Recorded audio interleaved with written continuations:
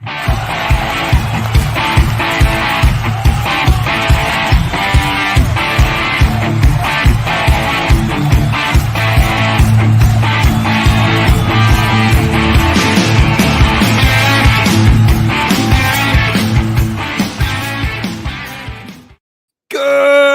evening, everybody. Welcome to Wednesday Night Live. I'm your host, Tom Bruno.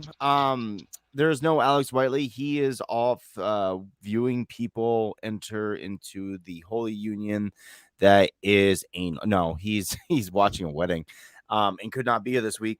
I'm your host, Tom Bruno. Obviously, with me is my good friend and comrade in arms, Mr. David Rabe. Say hello to the kids, David. Hello, kids. So me and David did an episode of What's the Difference last week. It was a good time. Let me get the comments up because I know I'm going to forget halfway through. That's right. We had comments on the episode's out already? No. I was saying about this right here. Oh, I can get the comments up now because they're going to start popping up eventually. And I'm not going to remember to look because I never remember to look if history teaches us anything about the way Tom runs this fucking show. But we were doing an episode of What's the Difference, and our guest, unfortunately, I got an email from Alex. Mr. George Lugo says, "Hello, boyos." Hey, George. I always have like that that Simpsons old lady voice. Remember when Lisa's born and Bart feels really bad and abandoned and stuff, and he gets like the crusty bed and like can't sleep, clowns will eat me and all that stuff. Hello, Joe. Yes, that's where I go every fucking time. I'm like, "Hello, George." Iron helps us play. Fuck it, I love it. I hate that shit so much. So fucking me and David were doing an episode last week, and our guest could not show up. We got an email from Alex. The guest totally forgot he was willing to jump on. Totally forgot. He's canceled now. He's canceled. What's up, Ryan? What's going on, hey, Ryan? So fucking we were gonna just like do a quick thing and then kind of end, but then we end up getting like into shit. Like we started talking about nonsense, and we got involved and invested in deep diving on Dick Donner. Dick Donner, the fucking the director, blah blah, fucking Superman, Lethal Weapon, everything else. Oh yeah. And we spent a lot of time just looking up shit on fucking line, and it was a good time. Like we were like, oh my god, really? We were like the prospects of Lethal Weapon 5 happening, how Mel Gibson is, kind of potential director for it and everything, and like how Corey Feldman was one that kind of broke the news. And we're like, what the fuck does he have to do with anything? It was so fucking entertaining to us that I was like, after the show, I was like, dude, this would be kind of fun. Like we don't have to like make it an official thing and do it all the time or anything, but if like ever so often you and me were just to like sit down and kind of like deep dive on bullshit, whatever we want to, fucking we'll just talk about it. Mysteries, fucking things that were cool in the past, movies, whatever the fuck we want to. We can just sit there and bullshit about it. We could even look it up online as we do it. Yep. That would be fun. It'd be entertaining, at least to us. And we, if you guys are entertained too, fucking, Mazel tov. Yes, Mazel. Silence. Yeah, that silence is. I thought you were reading a comment. I was like, where's the comment at? No. Mazel tov is what I was saying. I'm not Jewish, but I use that word a lot. I culturally appropriated. I culturally appropriated Mazel tov just to say it for funsies. Fucking okay. So really quickly before we get into this whole new experiment, we were talking about something kind of cool in California because we were talking about sleeping. Well, you're sleeping, especially not with anyone, just in general because you're working out. I'm not even sleeping with me. But you're sleeping with Jesus, and because he's always with us. If you look in the sand and there's one step, blah blah blah, Jesus is molesting you. If I'm not mistaken. Yeah. There's footsteps in the sand. He's chasing after you. Let me come inside. It's because he's just like a fucking Tuscan Raider where he walks in the fucking line. He's holding his fucking with a sheep staff. So you don't know the numbers of Jesus as he follows you so he can bless you. Shalom, Grandma. Hey, there you go. Hey, what up, my Hebrew? Oh man, what about Shebrews? Shebrews and Hebrews and Shebrews, yeah. Shebrews, Shebrews beer by the seashore. You were telling me about this keto Mexican restaurant. That's out and I was like, shut up. Tell me about on thing because this is interesting. All right, so what about this Mexican keto restaurant? So like I was telling Tom earlier, I didn't really get much sleep last night, even though I've been taking sleeping pills. It's hard for me to get a full 8 hours of uninterrupted sleep, even though I'm like eating healthy and working out. I just still can't fucking seem to get it. So then this morning I woke up, I I was gonna work out, but I was just so fucking hungry. You know when like you're too starving to like do anything. You're like, okay, I can't function unless I get food, but I don't want to work out on a full stomach. So I'm like, fuck, what do I do? But then I ended up having to go pick up my pop. He had to go take his car to get service at the Ford dealership. I just, I don't. It's the car's still not ready yet, so he's like, just brought him home. Yep. And then while I was home, I was like thinking of what to eat. But since my kitchen is so small, my mom was already cooking. I'm like, fuck. Well, I was looking up a place that I'd ordered at before. It's Tacos Keto out here in Anaheim. Mm-hmm. And it's just like a Mexican restaurant, but with keto friendly items like keto tacos, burritos. They have like a keto friendly horchata and stuff. And I was actually gonna order it. I think I'm gonna order it later on today because that horchata and little donuts. Oh no, it wasn't donuts. Snickerdoodles is what they have. Ooh, yeah, snickerdoodles. Fun. All right, so like, tell me what you were starting to explain what the horchata is, and that's what really piqued my interest. Because keto, like anyone that knows anything about me, I did keto, lost a bunch of weight. I'm not a fat dude anymore, and like, so I'm very knowledgeable on the shit that you can eat and you can eat in keto, and surprisingly, Spanish and Mexican cuisine is very keto friendly. Like as long as you ignore the tortillas, basically the tortillas of it all, dude. It's just the tortillas. It's just like the tortillas. Shit. The tortillas, the beans of it all, but like the meats, the spices, the veggies, all that shit is very, very keto with you. But tortillas are like the vessel of how I pick up the rest of the ingredients. How the fuck else am I supposed to get the food? Like, have you tried your dick? It's perfect. It's already spicy. Fucking welcome to the Yeti and Stoner Show. It's so funny because normally I don't smoke before shows anymore. Like I stopped doing it so I could seem more professional. And this episode, because like we're not professional. We're not professional. We're not. I actually smoked before we came on before I came on the fucking thing. I think his dick would be much better. It's spoon shaped. It collects. Yeah, use a spoon. You have a spork, don't you? Aren't you like famous for your spork? I was gonna say I have like a spork somewhere. Like, oh, yeah, I know. I will stab you in the eye. Fuck it. Oh wow, everyone has names for this. Tommy and the Commie Show. Hey, communist. He's not a communist. He's not. Where's my flag? Shit. I was gonna take it. I did call you my comrade in arms, to be totally fair, when I started this. Okay. Fucking so regardless, tell me about this drink really fast before we move on. Fucking it's something. It's cinnamon. It's like a sort of milk and cinnamon based drink. I got to look up the exact ingredients and how it's prepared or where it came about. But all I know is like every Mexican's ever had it, and it's delicious. It's like a rather sweet drink. It's weird that it's just so good and so sweet. And you can. Some people tend to drink it though, like drink it with like while they're eating tacos. But me, I don't know. It's just like. Sounds desserty to me. Like I probably. It's a little. Yeah, for me, it's okay. So it's like a bit of a dessert drink, but also a refreshing drink on a hot day if you're feeling like horchata. Huh. Like I do not like milk is the farthest thing from my mind when it's like, fucking hot. Oh, it's such a hot day. Milk was a bad choice. But they serve it cold. Yeah. Of course it's on ice. So it'd be weird if it was really hot. You're like giving it to me on a hot day. I must combat this heat with more heat. With like uncomfortable heat and dairy. Oh my god! Fuck that noise. Okay, so we were kind of like, we'll start easy. We'll start kind of easy. We liked the deep dive as we were saying earlier, and I looked up a couple of deep dives. I knew about a bunch. Like I've always liked mysteries and stuff, and I thought this would be kind of fun. So I brought a couple things. So I got to ask you, who took Johnny Gosh, David? You're muted, which is really fucks with my fucking segue. I'm here. I know. Johnny Gosh, because I'm getting my Wadas. The milk carton. The milk carton took Johnny. Yes, the milk carton did take Johnny Gosh. I always put cinnamon stick in my milk, and by milk I mean the missus, and by cinnamon I mean my spoon. Yes. Oh, that's what it means. Oh, you had a little bit of horchatas tonight, eh? Fucking. That would be a horchata. Horse. Oh, Graham's old lady is not a whore. How dare you? Okay, so Johnny Gosh, back in like 1970 something. I don't really care about looking. I think it's like 74. All right, fuck it. I'll look it up just because I have the interwebs at my fucking hands. I'll look it up. Back in like the 70s, children were just getting snatched left and right. It was so easy. Be like, hey, you want candy? Yeah. Okay, they like, dude, they disappear without a trace. Like now we have social media and stuff, and we have like the Stranger Danger. Dude, that's where Stranger Danger came from, actually. But like back in the day, it was just like so easy to take a fucking kid and like nobody could find. If you were got all these nosy people, I can't even do it anymore. Dude, like the neighborhood nosy shit, like fucking. Okay, but regardless, like back in the day, you could literally disappear without a fucking trace. She's in the bedroom.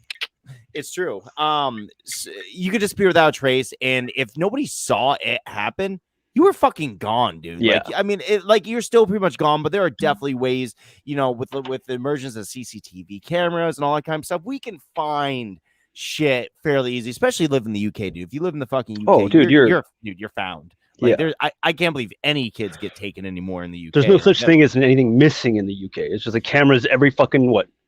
They don't go by feet. What do they go by? Centimeter? Something. It's every fucking every meter. Owl. There you go. Every owl. Every meter. Fucking if someone wanted to take David, they'd be like, I got Johnny Depp in the van. Where did David go? He said something about Johnny Depp and he dove out the window. I'm hiding in the van. Fucking it's not even like nobody's in there, you're just gone crazy. You just hide. Johnny will rescue me. Johnny will come and save me. We will destroy Amber Heard. Can't sleep. Johnny won't take me.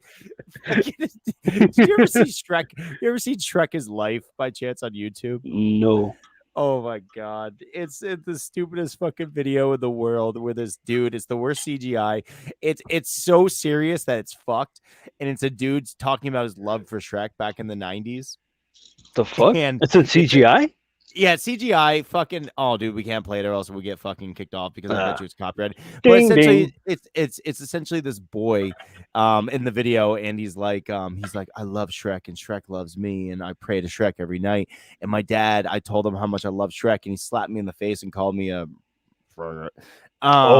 Oh yeah. It's a maggot. So, yes, a maggot. Thank you. And it's so deadpan that like you're like, is he fucking serious right now?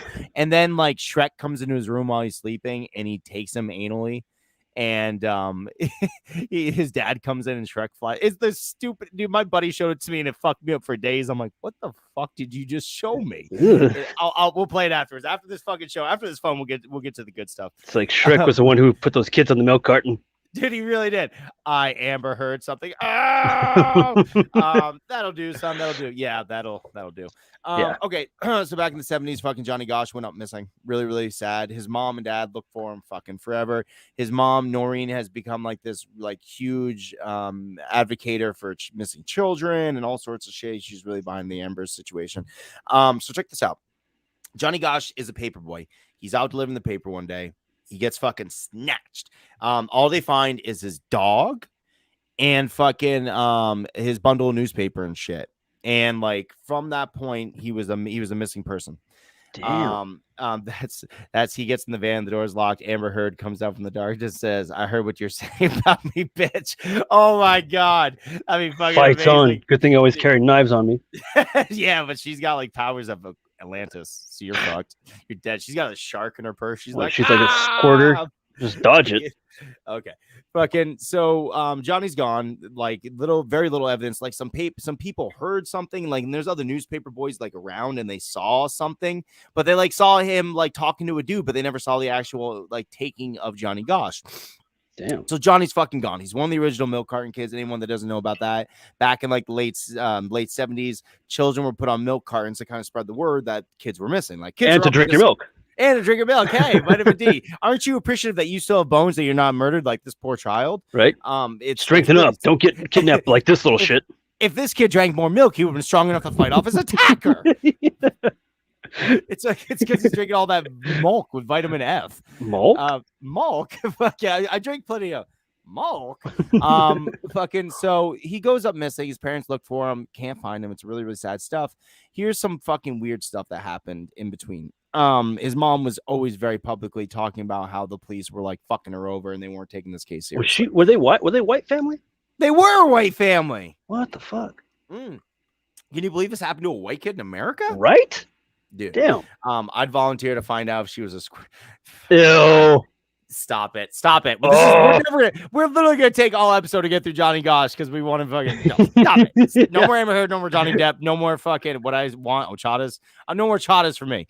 So fucking horchata. Horchata. So he's fucking missing. His parents look for him. They get divorced. Bad shit happens. Like His in parents the got police are. divorced? Yeah, his parents got divorced over the whole thing. His mom never stops looking. Dad kind of gives up. Police stop looking for him. It's a cold case in Iowa. And here's the things that are kind of interesting about it. So this dude, that was a known child rapist, and he was a young guy. Like he wasn't even that old. Like he was like a very, very. You know what we're gonna do, George? Do you know what we're gonna do, David? Are you able to pull up the comments on your side, or is it only me? I think it's only you, dude, because Okay, I can't I'm do gonna. much here. In the meantime, until I finish up the story, I'm gonna have you read the comments, and I'm gonna fucking just pull them up. Graham Arnold, was there a storm drain nearby? Probs it. Georgie grabbed him. Dude, well, kind of, he looked like Georgie a little bit. That's weird that you might mention that. That's funny. So fucking. She may be a bitch, but she's still hot as fuck. Ew, Ryan, get out of here with that. So fucking. Brunettes, man. That's where it's at. This dude comes out, and he's a little bit older than he is, and he's like, "Oh, I know what happened to Johnny Gosh. I'm part of this international or this national pedophile ring, and I am paid to lure and capture boys, and I captured and kidnapped Johnny Gosh with this older man." Is this the Candyman? It's not the Candyman, dude. It's like he's like this weird. The problem is he's like a perpetual liar. Like he lies a whole bunch. He's a child rapist. You can't fucking believe child rapists. I don't know what your parents told you. But you can't believe those guys. I can't. They don't have candy. They don't have toys. They don't want to have you take off your clothes because you got too wet. They just want bad things to happen. They're like, oh, you don't want to get your shirt all wet. Fucking that's whoops. All her hair looks black and dark, Davey. Ew. Yeah. Fucking I okay. God damn it. Brunettes, blondes, redheads, it's all good. It's all good. It's all good. Except Johnny Gosh, who's gone, and we'd finally can hear about that if we could, but we can't because there's comments about females. Get females off this planet. So anyways, fucking he's talking about how he's took Johnny Gosh, and it's weird, all right. But he's like, I got proof. And the mom goes and talks to him, and like he gave her like evidence. He's like, oh, Johnny had this special birthmark in a certain area. I can't remember exactly where it was. How long ago was when this guy came out saying that he was the one who kidnapped him? How long ago? I think it was like the 80s or 90s. So from the time that he was kidnapped, how many years was that to where he came out with this evidence or whatever? I don't remember. I should probably deep dive into that while we're doing this. But let me get through the story and we'll fucking get back to him. Got it. Because he's kind of important. So he says, like, I'll prove it to you. So Johnny's mom talks to him. Like, the police talk to him first, and like, he's not credible. Fuck that guy. Johnny's mom talks to him, and she's like, yo, he told me about a birthmark that he fucking had that nobody else knew about except us because we're family and I've seen him naked and stuff. Right. And he's like, yo, I'll bring you to a house of one of the places where the pedophiles, store, because I guess like what happens is these kids get taken for this pedophile ring. They get branded with a brand if they're runaways. Like they're basically told, like, "Yo, don't fucking run away." Or fucking slaves, dude. They are slaves. They are, and they brand them. And this sounds crazy, right? Like fucking kids are getting branded and kept as fucking cattle for this large pedophile ring. Yeah. So here's where it gets weird. If it's not already weird, there's a house that the guy's like, "Yo, I'll bring you to this house," and it looks just like an abandoned house, like out in the middle of like Utah or some shit. You're like, "Oh, okay, whatever house." And they're like, "What's so strange about this?" He's like, they kept them underneath the floor. So they get like this, like they find like this entrance to underneath like the floor system, because up above it looks just like a normal floor and shit. Right. You get underneath the house, there's soundproofing all around underneath the floor. There's fucking exposed rafters, and there's all these initials of all these kids fucking scratched into the rafters. One of them being JG. And fucking that's Johnny Gosh for anyone that's not following along with the fucking story. Holy shit. So he tells her how he's been fucking doing this for years, and he's coming clean with the whole thing. Johnny's mom totally believes him. And like the police are like, no, bullshit. Fucking there's no weird ring of people, blah blah blah blah. That's when people kids, boys in particular, start coming out with brands and going along with the evidence, being like, dude, I got branded. This is it. And they all had the same fucking brand. It wasn't like everyone started burning themselves and coming up with like, oh, I got branded by this. No, everyone said, like, a bunch of boys started coming out with these brands to mark them as the cattle. Okay, so in the interview with Johnny Gosh's mom, that's weird enough as it is. So there's some evidence to this whole fucking thing. Here's where it gets a little bit stranger. In the documentary Who Took Johnny, which I totally recommend. I'm not doing it any justice. It gets so fucking crazy. You need to watch. It's on Netflix. Okay, thank you. It's on Netflix. So Johnny's mom gets asked. He's like, so the last time you saw your son was 1974, what the fuck ever, when he disappeared. And she's like, well, no. Apparently she was part of it too. No, apparently, back in like the 90s, a late night. And don't get me wrong, this lady, you would think she might be kind of crazy, right? Her fucking kid got taken back in the day, but she seems so fucking normal. That's the problem. Everything about her screams, I'm normal, but I had this horrible thing happen to me back in the day. And that's what her body language and everything else says. So fucking one night, because she was under oath, like this was in the middle of a court proceeding, so she felt like she was obligated to tell what happened. Yeah, right. She's one of those honest people, and which are so fucking few and far in between. She says one night a boy came to her door and knocked on it, and it was her, and it was him and another guy, and it was Johnny, much older, fucking, and he's like, Mom, it's me, blah blah. I guess like they're still watching him now. He does the job of kidnapping the boys and keeping them, but he won't leave this horrible thing because he feels protective of a bunch of other boys that are still stuck in it. Shit. And if he leaves, they'll kill them or something along those lines. And so she's seen Johnny. But I mean, to be totally fair, dude, like if I didn't see my kid for fucking 20 years, he showed my door, fuck letting him out the door. Fuck letting him out the door. Right. Like, no, I'm gonna hobble you like it's fucking misery, bitch. Yeah, he choked you. Get back in there. Get back in there. I got forces to be under something. Fucking, I don't, dude. I'm your mother. I love you. I would not let him leave. I'd hobble him like it was fucking misery or something, dude. Like full fledged. And plus, like everyone thinks you're crazy. Wouldn't you want to be like, look, my kid, he's right here. Alive. His legs were fine until he got through my door. I hobbled him, but fucking up until that point, he was relatively fine. Like he probably thought like even if I did come out with this fucking story, the police are gonna do the same shit. Like, oh no, can't find anything. Like, yeah. Well, the thing is, like, a couple really prominent politicians and upper businessmen have been associated with this ring as well, dude. Ooh. Yeah, dude. So that's where I knew you'd peek your interest. She's like, I knew big business was a problem. Yeah, politicians too. Fucks. Fucking. He didn't have a need for the milk carton, anyways. It's true. What shape was the brand? My money's on a cross. Yeah, all those people are like, we do this for Jesus. He loved boys. It'd probably be like a ring. I don't know. I once again, like, if anyone wants to look it up really quick, feel free. I'm not gonna. This is not Tom's gonna tell you everything about fucking this. This is just to kind of pique your interest, and if anything about this interests you, you can definitely go look it up or watch the documentary. Because I'm not the authority on this matter. I'm literally just I'm sprinkling you with a little bit of knowledge. Where or not it was Des Moines, Iowa. That's right. Ryan's from Iowa, isn't he? Oh my God, Ryan, are you marked?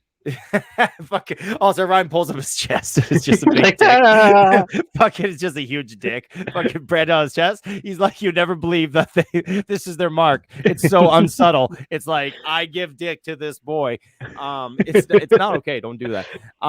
So fucking that shit happened, and it's still going on to this day. It's still a fucking cold case about this boy Johnny Gosch who disappeared, reappeared with his national child prostitution ring, and this guy who fucking basically said that he did it, and it's all speculation. It's all dude. It's the weirdest fucking thing ever, and that's my deep dive. You can ask me any questions if you want. Now. There was another thing that I saw earlier this year, and it was like it was basically I think it's like a 2 or 3 part like docu series or whatever that was on the Investigation Discovery, and it was about the Candyman killer as well as his connection to John Wayne Gacy, and how their whole there was a system of it was basically a pedophile ring that they were a part of as well. Yeah, I heard that as well. Fucking dude. So that's why I'm like, wait a minute, how big is this fucking goddamn ring? Well, the thing is, child prostitution is nothing new by any stretch of the imagination, but usually, all the people, so many people, and all they go hand in hand with that Parklife. I don't know what that means. I don't know what that means at all. I think Alex is drunk. Fucking, I think Alex is now watching and chiming in. Drunk as fuck. Ryan says, I grew up in Iowa, but I wasn't born there. I don't believe him. Grew up there, huh? Yeah. You got kidnapped there too, huh? Fucking Ryan's like, I am Johnny Gosch. Oh my God, we've known this whole time. We solved the mystery. Show us the birthmark. It's just his fucking asshole. He bends over. That's your asshole. That's not a birth. Get out of here. It's a mark from birth. You didn't specify. I'm like, fair enough. Good on you. So that's Johnny Gosh. Fucking. Would you bring for me to fucking deep dive on? You got anything? Nothing really. I thought you said you wanted to talk about that and a couple other stuff. I got plenty of shit. That's fine. Don't worry about it. I got plenty. I mean, I have stuff to talk about, but I'm like, should we talk about it? Well, you did say something. I mean, like, I just really brought up pedophiles a whole bunch. I don't really see like a tremendous issue with. Okay, well then lately I had. Yeah, go ahead. Well, lately I had been obviously, you know, since the news are like last week, couple weeks ago, of how easy Afghan's military fell to the Taliban. I was like looking up, I'm like, how the fuck did they do? Like, why did they just give up? What? David's face. I got. I'll read it now since you got this. Okay. So then I was looking up. It goes well, Shane. Thank you for. And I'm gonna cut into. Fucking. That's what I'm gonna do. Yeah. When I can't sleep, I'm trying so fucking hard to sleep, and my mind just asks these questions. I'm like, how the fuck did the Taliban get their money? I'm like, oh my god, here we go. I'm like, opium. Okay, where did the opium go? They sell like these surplus, like the fucking. It's like 80 or 90% of the world's opium comes from the Taliban. It's $1 billion. Like they estimate it to be, at least $1 billion to like $2 billion annually for them income. Have you ever seen the pictures of when we did Operation Iraqi Freedom and we had a bunch of troops around the opium fields over there? Oh, what? Like, for some reason, dude, we're like, oh, we're going to make sure no one gets these dirty drugs. Shh, back up. Yeah. These are for the CIA. Jeez, here we go. Well, that's the fucking thing, right? Like the CIA, and they never admitted to it, but the big mystery of like how the crack cocaine became so prominent. They've admitted, some of them have admitted to it. They fucking know that they were the ones who started it. Dude, fucking. And that's what really bothers me a lot about the CIA, dude. Like that, to me, the more and more I like get into this stuff, and the more I like think about it, I'm like, the CIA needs to be disbanded, like fucking done. It's a little fucked, right? Did you ever read that book? I'm sorry to cut into your part of it. Did you ever read that book? The one that Joe Rogan was talking a little bit ago. CIA, MK Ultra. It's the one about Charles Manson. No, was it written by that female author? No, it was written by a dude who wrote it for like 20 years. He collected all this evidence based on dude, it's called Chaos. It's fucking an excellent book. It's right up your alley, dude.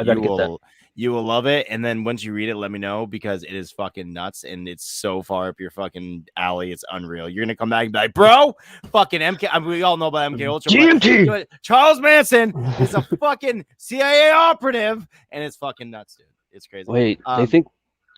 No, kind of. That's kind of where the Taliban got their money from the U.S. government, and President Potato is probably going to do it again. It was the CIA is what they were like. See, that's the problem. Is the CIA will go. They have no fucking rules. They don't follow anybody. Their inception, like when they were born as an organization, was born outside of the U.S. Constitution. They don't follow any fuck rules. And even in the 1960s, former President Harry Truman said that he regretted signing into fucking act the CIA. He's like, that's the biggest fucking mistake I ever did. Fucking everybody. So then, is he saying what songs are being played right now at the wedding? No, that would make sense. Or maybe his phone's on and it's like actually like hearing it and writing it out for him. Fucking Jeff Bezos is fucking listening in on all the music. He's like, is that Amazon music you're listening to? You owe me money. Yeah. So the CIA, that's what pisses me off, is that they'll kind of like, they have like these rogue fucking agents that like, I guess, go into like different countries and they're like, all right, let's see if we could topple up this stable government. How should we do it? And it's like a fucking game to them. They're like, drugs, okay, but what else? What else do we need?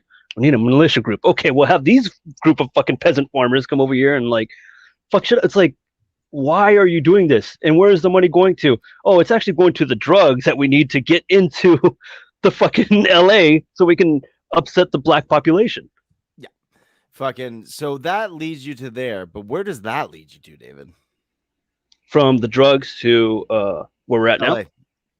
Yeah. Fucking, because you were telling me something about a very particular group of people that are in charge of housing somewhere. Oh, right? That's right. The Homeowners Association. Anyone that does not know what the Homeowners Association is, it's a group of people that basically, are racist. Racist, you say? Uh-huh. The homeowners organization was built on racism because back in the 60s when black people were buying more and more homes, that's when the organization started because they got an influx of black people living in their neighborhood. They're like, oh wait, we don't want this to happen. How do we deal with this? Gentrification? No. Yeah. So then that shit started. That's when the term redlining, it became a big deal. Like only allowing certain people to live in certain areas of a city or whatever. That shouldn't be an issue. The people should be able to live wherever they can afford to live. Mm-hmm. And then also they were doing things like black people who wanted to sell their home, they would undervalue the house, so it wouldn't sell for much. Yeah. But it's just all this weird shit that was happening, dude. It's like, so like the real estate, like in the housing market, is just as racist an institution as law enforcement is. And I'm like, how the fuck, like the more and more I look into it, the crazier I feel. I'm like, how the fuck do I fix this? Like, what do we do? Nothing real. Well, I'm kind of hoping that with everybody being as like woke as they are right now, that potentially like it won't, because I mean, like, unless you're a real piece of shit, who the fuck cares what people look like anymore? Like my neighbors, I would love it if my neighbors were a little more diversified. I live in the woods in the middle of fucking Vermont, so like really it's very, very white, but like it wouldn't bother me if I got new neighbors and shit. Nothing like that would bother me. But like I kind of hope that it stops, because like, anyone should be able to, like the American dream, white picket fence, house, land, all that stuff. It shouldn't change just based on your skin, especially considering that we, basically entrapped these people and enslaved them and brought them over. And now we're like, oh, but you can't have nice houses. Like, motherfucker, we're in 2021. Fucking everybody, like, have you seen Will Smith's house? Fuck you. We give them no reparations for what we did. We give them, like, when we first started after slavery, we gave them like no jobs, no houses, no nothing. They're like, okay, here's what's illegal. It's illegal to be homeless. It's illegal to be a jobless. It's like, how the fuck are, like, you have millions of black people here in the US that they didn't want, but you also can't send back home because they don't know what home is. Fucking I was watching this documentary called Republic of Pirates, which I read the book for. It was very, very good. It's all about, the pirates on the East Coast down in the Caribbean. Something you'd probably be very interested in, since you look like a pirate. And do you know how shitty Blackbeard was, like, as a person, by chance? Blackbeard? Oh yeah. Did you ever hear about like if people know anything, he's kind of known as like the great liberator in some portion of his life, because like one of the things he would do he would attack slave ships, set free a bunch of them in the Caribbean, which is why there's such a huge population of Africans down there. But also, he would bring them onto his crew. Like, he didn't give a fuck what you look like. He was like, yo, dude, join my crew, fucking join the boat. We're gonna rob and plunder and do all sorts of cool shit. We're pirates, bitches. Well, here's the thing is, like, he got a pardon written for him by the governor of not Virginia, of North Carolina, of Bath, North Carolina. And they're like, yo, fucking come be a privateer for us. You can keep everything that you've earned so far, blah, blah. Well, he brought his entire crew over there, and as a show of faith, because obviously this, in slavery is very much still a thing back in the 1800s, or 1700s, excuse me. 1700s, yeah, because he died in 17. Yep. Thank you. So he fucking shows up the Bath with all of his crew, majorly slaves, a lot of them. And they're like, yo, as a show of faith, we want your slaves. With the exception of all but one, a guy named Black Cicero, if I'm not mistaken. I think that's his name. All of the rest of the people that worked on his fucking crew, he basically just gave them to the governor of fucking North Carolina as slaves. It was kind of fucked, right? Fuck, dude. He's a bad dude. Go figure, a pirate's a bad dude. So weird. It doesn't surprise me that the homeowners association's racist. It also, if you think about that cop, the one that Joe Rogan had on a few times, that found those reports from back in the 60s about the same crimes that are found in the same places in the same neighborhoods in Baltimore, involving very similar people, namely African Americans.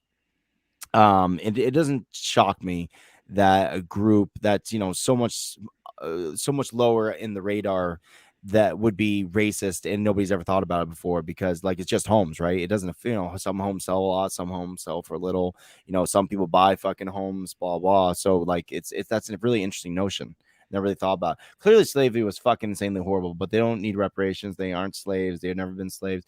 They have never owned slaves. That we can acknowledge the atrocities of the past and better the future without being stuck in the past. True. I would say the problem is because there was so much money that was made during the time of slavery, and they never saw a penny of it, that their ancestors should get some amount of reparations. That's the problem. Like, that's the issue, is like the slavery that whole time, all those white families, the slave owners, they made like, I think it was like something in the trillions in today's money. Yeah.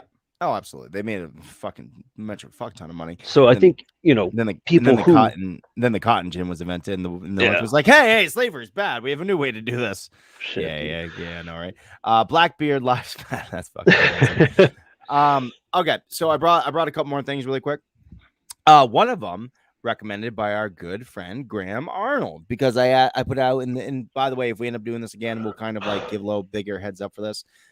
We will take one recommendation for a deep dive that we should get into in the show from the fans, and this time I think I've heard an inkling of this before, but I never looked into it because I just don't really follow this type of shit. But do you know anything about Hollow Earth? Here we go. Yeah.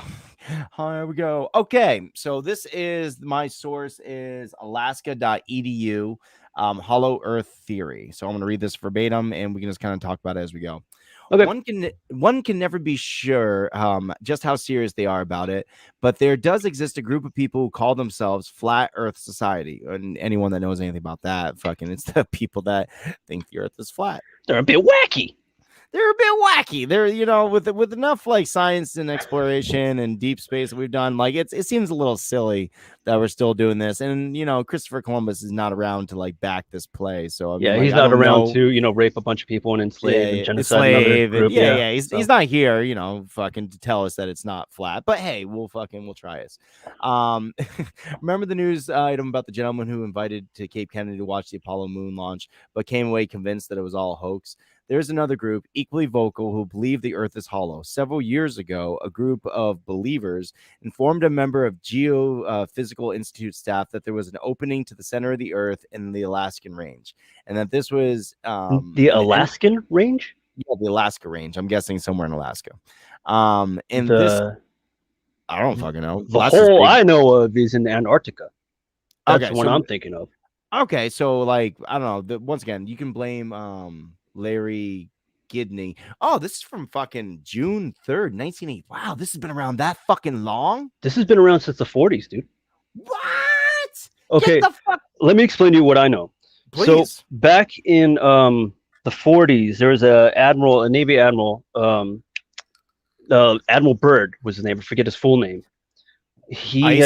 Was it Ice? Ice Bird. Ice Bird. Bird. Yeah, Bird. So he ended up, he was actually very fucking distinguished, decorated in medals and honors and everything. He was actually one of the youngest people to ever be at the rank of admiral at such a young age. He was flying over, you know, to the Atlantic, fucking Antarctic. And while he was flying over, he discovered there was a very large fucking hole in the ground. It was like it went like, I forget how many hundreds of fucking meters wide this fucking thing is, just a giant ass fucking hole. And he's like, the fuck? So he takes a small plane and he goes in and he starts flying through this sort of cave, and he goes further and further. And he read that right there. I don't know if it's an actual photo. We're not supposed to get close to it. Why? I'll tell you why. Gosh, went off to. Okay, don't go near that hole. I'll tell you why. So then, according to Byrd's story, his own first-hand account, his story is he was flying his plane.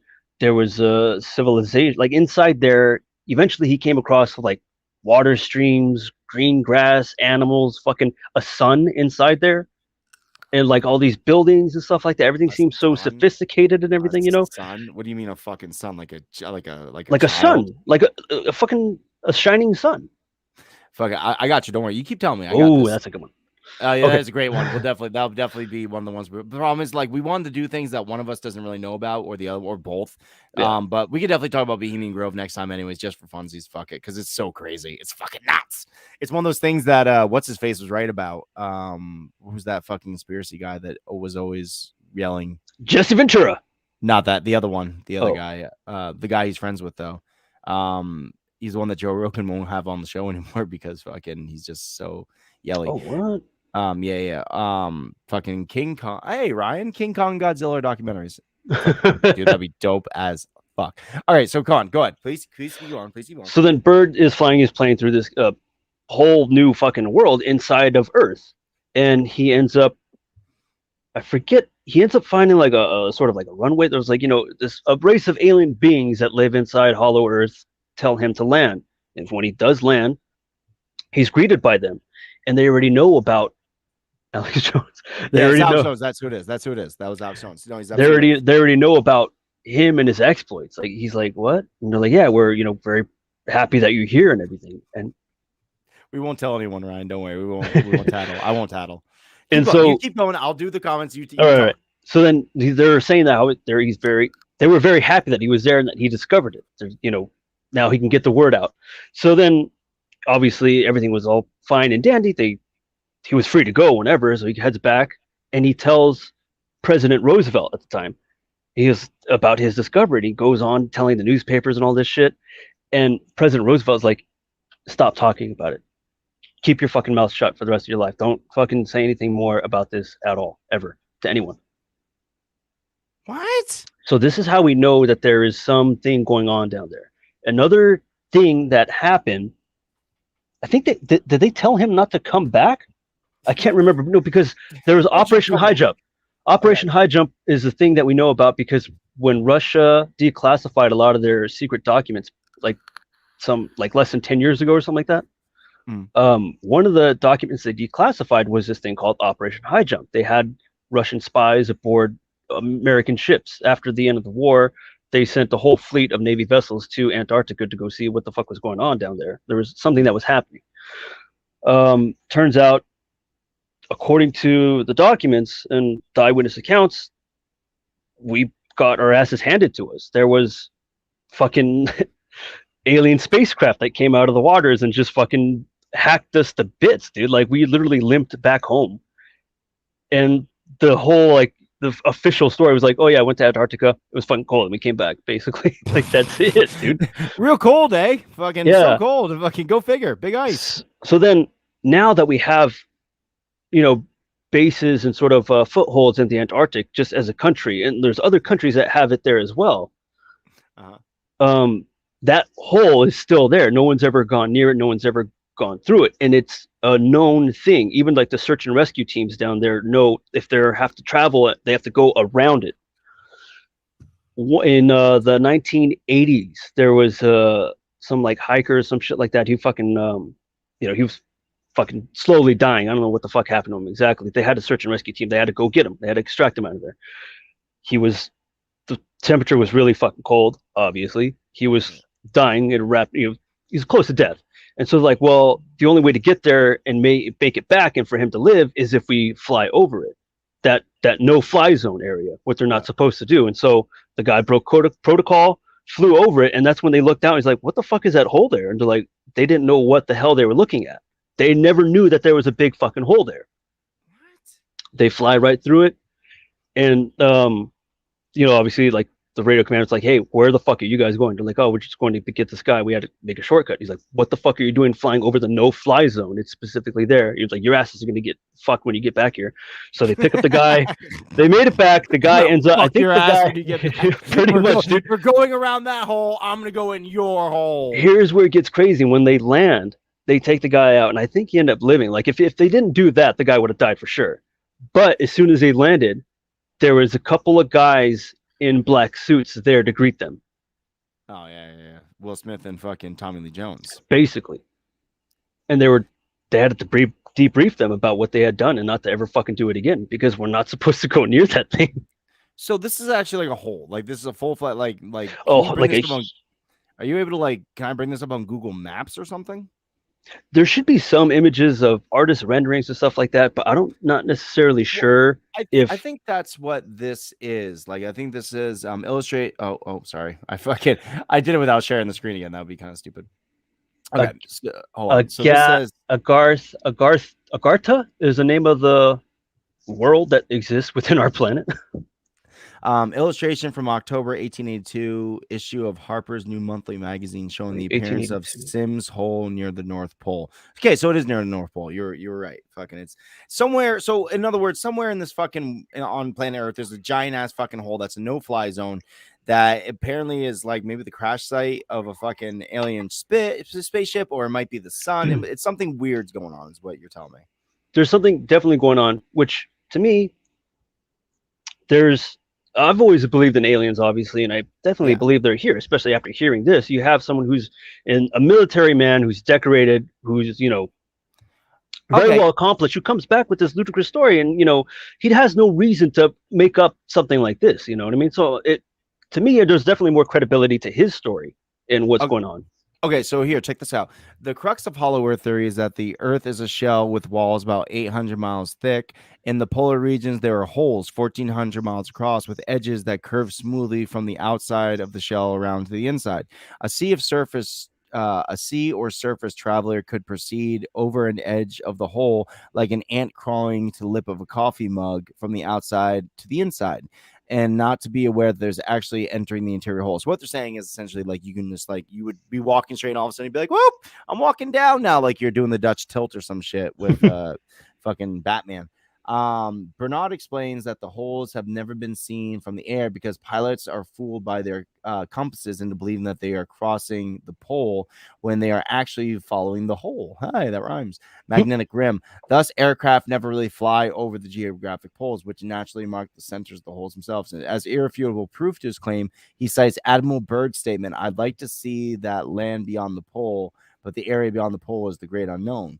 Hollow Earth theory actually seems to have originated in the 1800s by John Sims, an earnest American who devoted the greater part of his life to convincing the world that the Earth was formed by a series of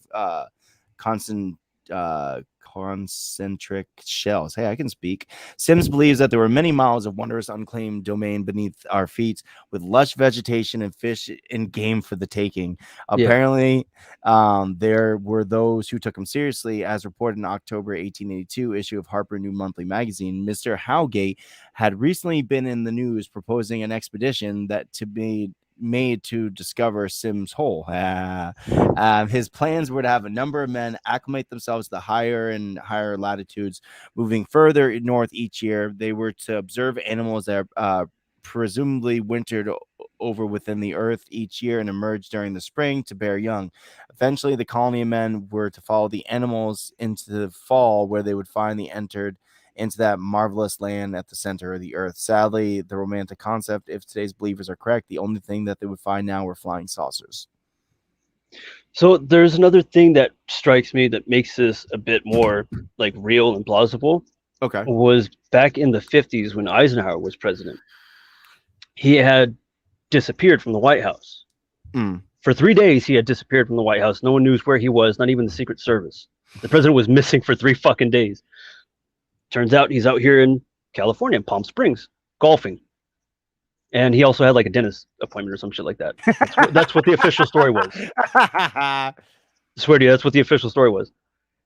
The actual real thing why he was out here, he had visited, I think it was like in Area 51 or some desert base somewhere. He had visited and made contact with an alien being who were discussing like, hey, we already live here on planet Earth. We're already among you. There's nothing you can do about it. All we ask is to be left alone, and in exchange, we'll give you some of our technology that you can use. And so he like kind of took the deal. He was like, all right, fuck it, let's do that. But to me, like when you think about it, like how far, like how advanced we've become, like technologically wise. Like it's just the country was born, we had a horse and buggy, and that was it. And then from the 1900s to the 1940s, we're already in like this atomic age. And then even from the 40s to the 80s, look at how far we've come. Like we have so much crazy technology. Like where did we learn it from? Well, wouldn't you think that maybe like, the progression of fucking, I mean, like there does seem to be like a traceability between where we are now. I mean, yeah, but we're also ambitious people, right? And we started like getting along with our foreign brothers and like a lot of like development with the Japanese and things along those lines. And of course, Germans who have always been pretty quick-witted, with the exception of that shit in the 1940s. Not too smart guys. Did not see that coming.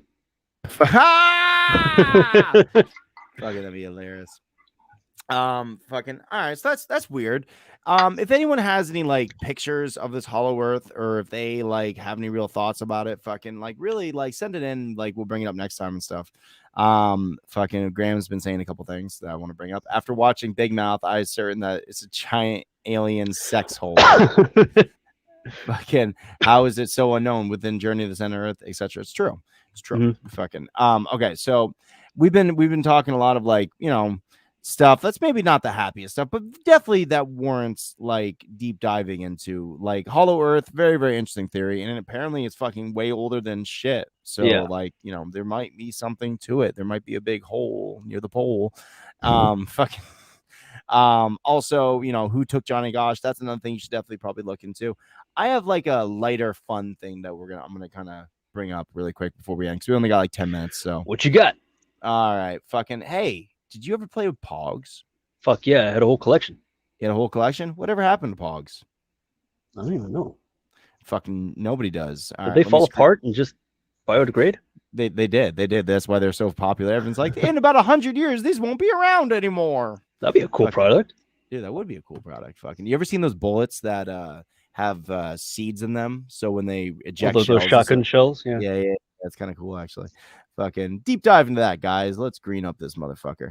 Okay, so I love. First of all, you remember Alf? Yes, he's back in Pog form. Pog form. This is brought to us by grunge.com. Randy Baker. This is from January 9th, 2017. It was updated May 25th, 2017. The real reason why Pogs disappeared. Ooh. Like most fads of the 1990s, like Hammer Pants and Pauly Shore's career, it's difficult to explain why Pogs were ever considered desirable, or even explain them at all. At least Pokemon had a video game and a world to explore, and at least Beanie Babies were actual stuffed animals. Meh, stuffed beans. Fuck it. Pogs, though, why were they called milk caps, and why are they mere cardboard discs? What do you do with them? What happened to the fad so fast? So Pogs began as a playground game in Hawaii in the 1920s. Using caps from caps from a popular juice, they were produced. What you doing? Play with my Pog, brother. Fuck it, it's like, dude, there's so many other things you could be doing in Hawaii in the 1920s. And you're like, I know, let's play with this. Fucking, which really speaks to the kids back in the days. There's like before video games and shit, they had nothing to do. Yeah, stickball, fucking. You guys won't play stickball? Certainly. Fucking produced by Halakaluka Dairy. I pronounced that. Wow. The game is actually named after the juice, which in turn named after the ingredients passion fruit, orange, and guava. The game bears passing resemblance to other playground games like Tiddlywinks or Marbles, but it's closest to an ancient Japanese game called Menko. What? Yeah.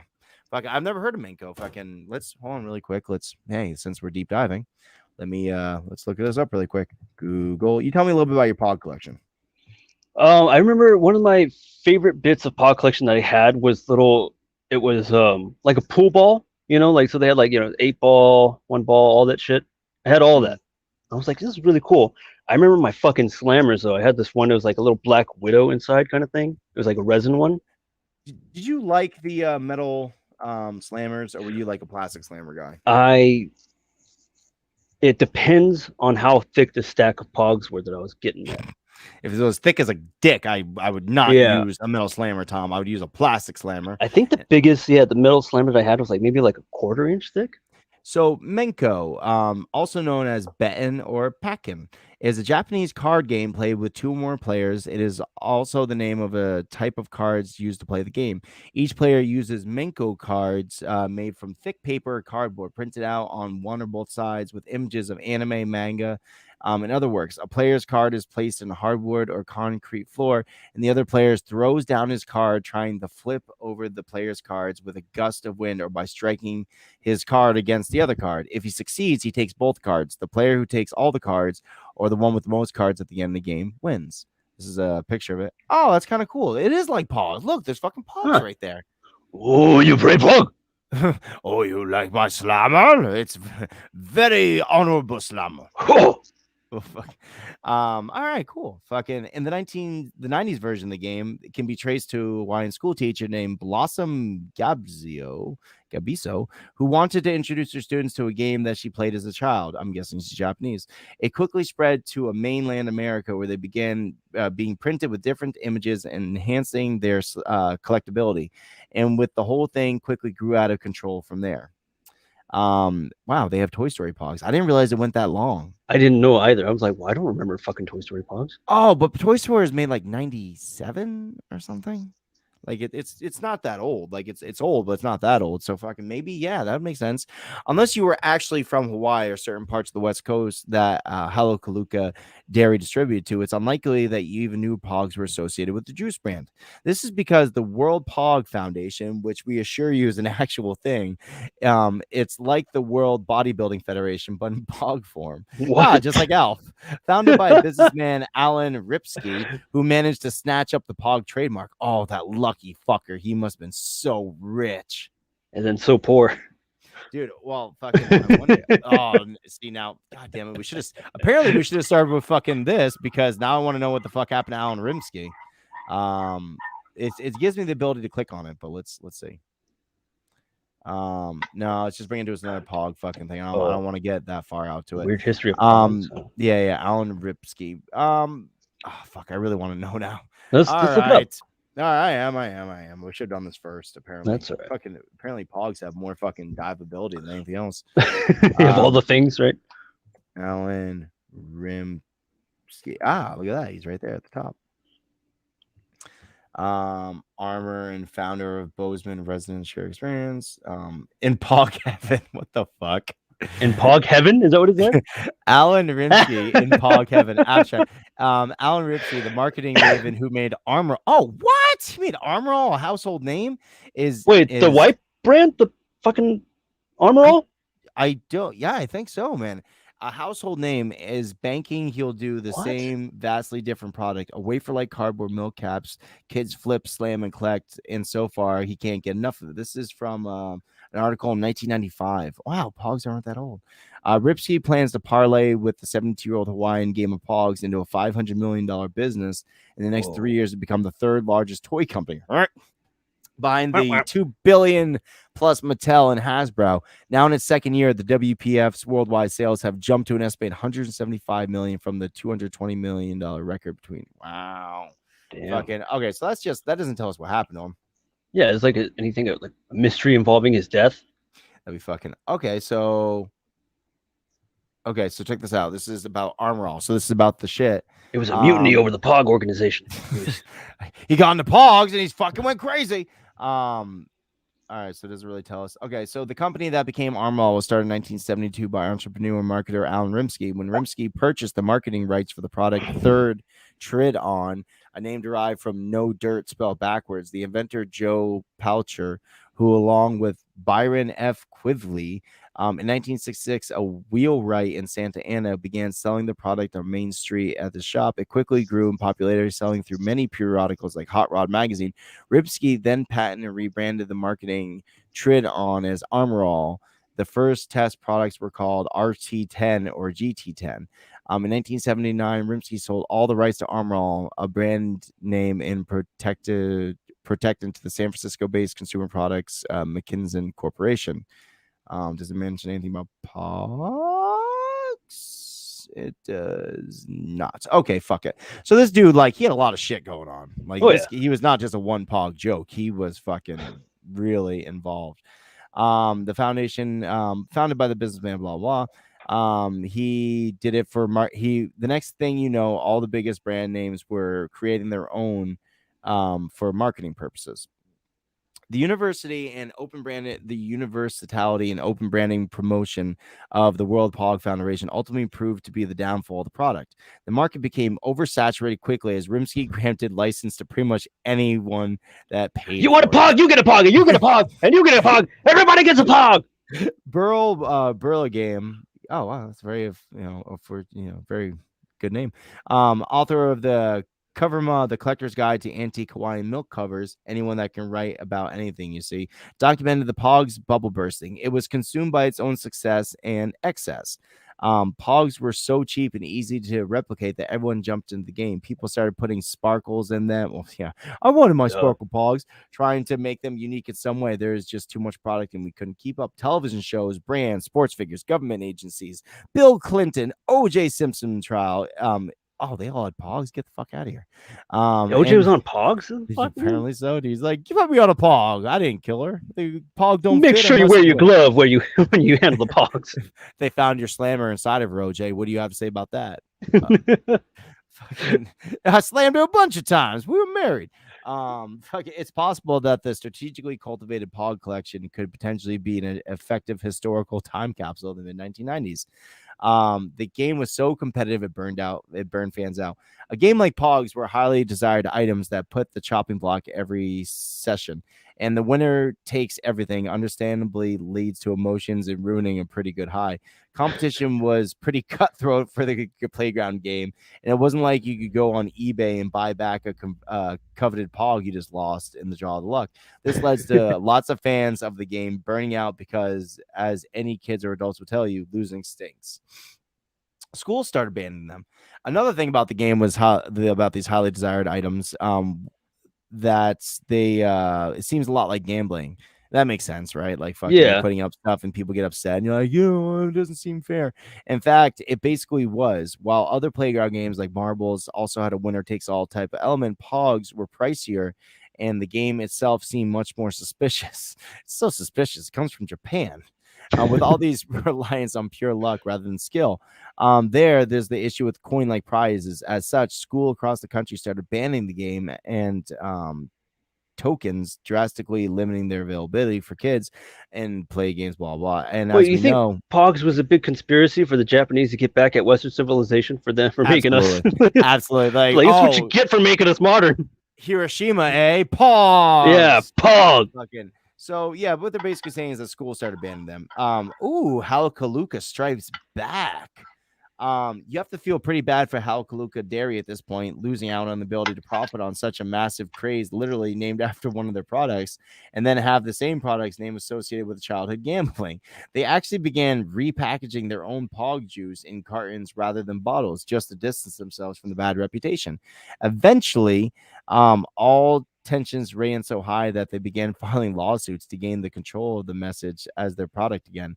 This bit of legality was pretty much the death knell for this product. Some companies tried to resurrect interest with knockoffs like Tazos and Slammer Whammers. Whoa, like a bunch of scammers, but they never had a reputed fad.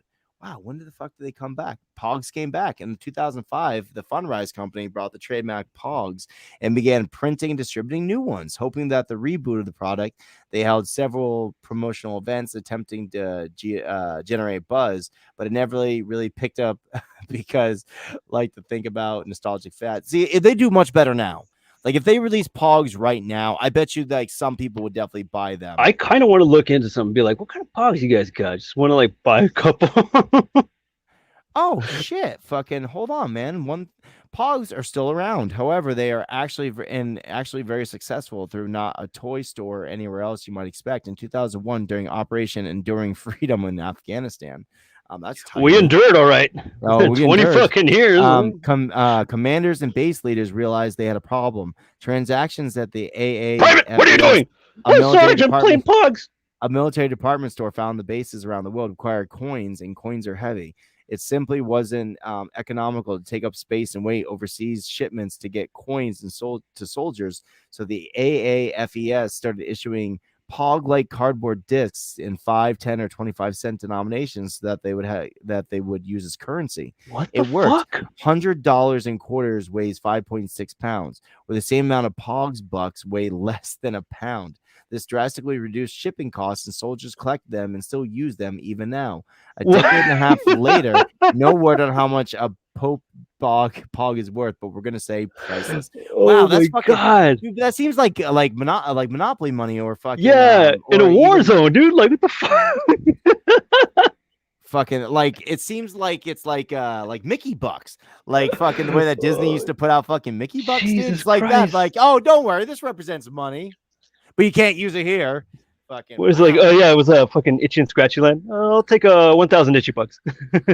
Fucking all right, really quickly, see if that kid has disappeared. Got a pog. Yeah, that's a good comeback, man. That's a good callback. That's hilarious. Shit. Pictures of anime at Magna. No wonder people want to slam them. Oh, it was implanted in our childhoods. Goldberg Top says never mind because I'm guessing he said no audio. Sorry about that. Oh, I had a slammer called Tana Hitter. Fucking Tanya Hitter. They got slammed by the Game Boy Pokemon. It's true. It's surely true. Fucking I miss Pogs. George. Yeah. Hello, George. Fucking, hello, George. You want some Pogs, George? I think that was very successful. I'm not gonna lie. Dude, that's crazy to me. They were using that as currency? Still are, David. Fucking they still use them and they're collected among the soldiers. God, no wonder why Afghanistan's still underdeveloped. Oh, speaking of which, you guys know that Afghanistan sits on $3 trillion worth of fucking minerals and rare earths? The more you know. Don't get any sleep, kids. A pack of Pogs, but don't forget to wipe them down with antiseptic wipes after to avoid the spread of COVID-19. Message from the Surgeon General. Fucking all right, guys. I gotta say, like, I thoroughly fucking enjoyed that. Like, and like, interestingly enough, like, I really enjoyed the beginning because, like, I think it's fun to talk about mysteries and stuff. I think that this is the way that it should be done. We'll bring up some mysteries one to one another. If we heard about them, cool. If not, we'll just pretend like we haven't heard about them. Let the other one talk about them. Yeah, and we'll have discussion. But then at the very end, we'll do a audience interaction when we take an audience member's recommendation. Hopefully it's not one of the ones we're thinking about for that day. And we'll talk about that. And then to end it all, we'll find a fucking really stupid thing that we know nothing about and we kind of wonder about. And we'll deep dive into it. And dude, we literally just killed almost 20 minutes talking about fucking Pogs. Yeah. Even though it was supposed to be like a quick little like, oh, Pogs. And then we stopped. But you thought you could slam through it? No. Oh shit. All right, guys. Fucking so here's a couple things that you guys need to know about. Where did all the Pogs go? They fell into Hollow Earth. Oh, dude, that's why they can't fucking go there. They're full of Pogs. I want to start collecting Pog money and just given to the aliens. Here you go. Here you go. It's what we use as currency on the military bases. All right, guys. So check this out. This is Wednesday Night Live. We fucking do this every Wednesday night. It's the glory hole. It's the glory hole. The Gabbit hole. The Gabbit hole. The Gabbit hole. The glory rabbit hole. The glory rabbit hole. The Gabbit hole.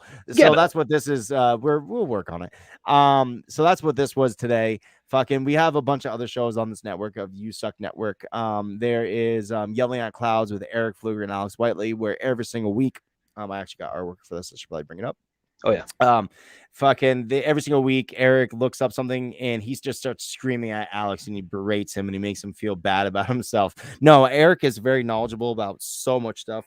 Did he know about Pogs? You know, I bet you Eric probably knew more about Pogs than we know about Pogs. He probably knows what happened to that one guy. He's like, oh, he died by choking on Pogs. Somebody found with Pogs in his rectum, all the way from his rectum to his mouth. He was snorting vast amounts of cocaine because of his wealth that he accrued over the Pogs industry. He bought a DeLorean and filled it with Pogs. Cocaine. It's fucking amazing. So every single week, fucking they release an episode. It's amazing. I don't have the latest episode for you. I'm very, very sorry, but fuck me, right? There's also my show, fucking What's the Difference podcast with me and Alex Whiteley. And we do that show every single week. We bring on some very inspirational guests and we just kind of chit chat and find out all about them. It's a lot of fun. Join us. Fucking all these shows can be found on usuknetwork.com. And I'm extending it because I want to make sure I can find it right there. usuknetwork.com. That is our website. It is the home for What's the Difference and all the rest of the shows that I fucking just barely told you about. And you can find all of our shows there, all the art. You want to comment, go visit, tell your friends about it, tell your grandma about it. They'll love usuk.com and they'll think it's something it's not. They'll be like, you suck. Oh, is that like Pornhub? And just tell them yes. Who cares? Fucking it might garner more listeners. And this was brought to us by our good friends over at Weborchard.com. There we go. Weborchard.com, guys. They are a website building business. That's what they do. They don't sell puppies. They don't sell kittens. They don't make bagels. They fucking sell you a website. And it's a goddamn good website, if I may say so myself. If you want evidence, just go to USUKnetwork.com. If you have yourself an Etsy, if you sell pictures of your grandmother's, you sell pogs, vagina, you sell pogs, whatever it might be, whatever you need to have like a business, social media will never be enough to promote your business or yourself. So guess what, guys? You need a website. It really tells everybody else in the world, hey, I'm big enough to have a website, bitches. And there's a lot of like third-party companies that are like, oh, build your own website. You can totally do it in these 12 easy steps. Fuck them. They're liars. They don't know anything about building websites. They just promote their shit and they want money from you. Weborchard wants money from you, but they want money from you so they can help you. That's really what it boils down to. They're people helping people, and they build a fantastic website. So if you are in need of a website to promote yourself or your business, reach out to the weborchard.com guys and say, hey, the USUK guys sent me. Fucking one more thing. Actually, really quickly, do you want to give an update on Speakeasy before I jump on the pod aid? Still no update yet. Just Season 6 coming out maybe in October, the earliest. All right, cool. So guys, definitely keep your eyes open. Speakeasy is a fantastic podcast with our good friend David Raby here, George Lugo, fucking and a couple other Pierce. Thank you, Pierce. I always fucking forget Pierce. I'm sorry, Pierce. And they have an amazing show. A bunch of buddies get together like they're back at the bar and just kind of catch up. It's fucking a lot of fun, and you are missing out if you are not listening to it. Guys, September 29th is International Podcast Day, and we are doing Pod Aid, which is a 24-hour podcast challenge. We are trying to help out the Shropshire Cancer charity, which is Lingen Davies, and it's a really great fucking thing to do, guys. I mean, cancer fucking sucks. There's a reason that there's bracelets that say fuck cancer. We're partnered with Reach Media. Reach. And we have amazing guests coming to you that day. But the thing is, we're still missing out on some sponsors, guys. We really could use a few sponsors for the event. It's $100 European or fucking $150 American. It buys you an entire hour, and we will just blow you all day and night about blow your fucking company. If you want us to, we'll talk about your fucking business for an hour, whatever guest. We'll have Mark Summers, who's one of the great guests that are coming. We'll have him talk about your business for a fucking hour. We don't give a shit. We just really need it because all this money's going to charity. We're not getting a fucking dime for this. So if you know somebody that really wants to just kind of like, get a good tax write-off, because by the way, charity is tax write-off, and get their money back eventually at tax season, fucking just, hey, be like, donate to this. Why not? Fucking, it's a good cause, and fucking it'll help out some people that have some really serious illnesses. So don't be an asshole. Donate. And you can definitely reach out to us in our email if you're interested in doing so. Fucking, this has been the Gabbit hole or the glory hole or the rabbit hole, whatever the fuck you want to call it. This has been deep diving inside Tom and David's buttholes. And I've had a fucking blast with this, David, dude. Thanks for doing this with me, man. I appreciate you. It was fun, dude. I mean, obviously this whole thing came up on a whim because of last Saturday because of what Donnie Francis. By the way, he's canceled, everybody. No, he's not. Because he's coming on the show. He's definitely not now canceled. He is? Oh, okay. Yeah. Right. Dude, shit happens. People forget stuff all the time, man. If you remember, Tom Bruno forgot to show up 2 weeks ago. So if he's canceled, I'm canceled too. So that's right. Yeah. Fucking, but yeah, this all started on a whim, and it was just like a funny little thing that we started talking about, and I like the way it works. If you guys like this, let us know. Fucking be like, hey guys, do more of that, and we could do that. We can bring it to the live, or maybe we'll just do it ourselves, but like not every week though, because we already have enough shit going on. Yeah, but we'll do this like whenever we have another. Well, when it's only going to be us, then we'll just not do it. Yeah, that fucking maybe like once a month, every 2 weeks. We'll figure something out. We'll talk about it more. But we really enjoyed it, and we hope you enjoyed it. Fucking, this is Wednesday Night Live. I have been Tom Bruno. I'm David Raby. And good night.